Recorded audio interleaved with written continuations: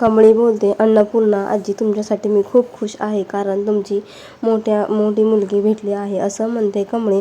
आणि इकडे राजन बोलतो, अगं आई, अगोदर आपल्या चॅनलला सबस्क्राईब करून घ्या, लाईक करून घ्या. चला सुरुवात करू आजच्या एपिसोडला.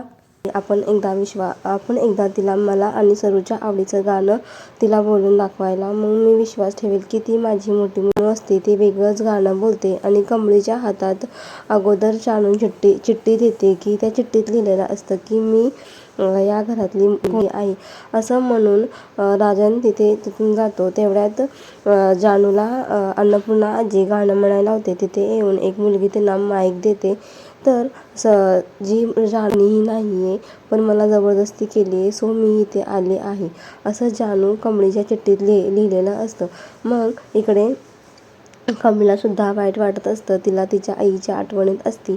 मग निंगी बोलते की कमळी, तुझ्या आईची आठवण येते तर आईला आवडतं ते गाणं म्हण. मग इकडे ती तिचं आईचं गाणं म्हणत असते.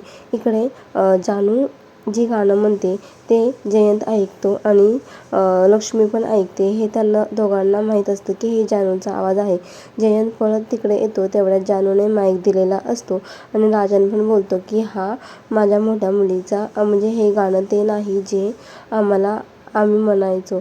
मग इकडे अनिका जी असते ती काम म्हणजे चांगलं बनण्यासाठी आलेली असते लक्ष्मीच्या घरी. तर ती बोलते की तिला छोट्या मोठ्या गोष्टी पण माहीत नसतात.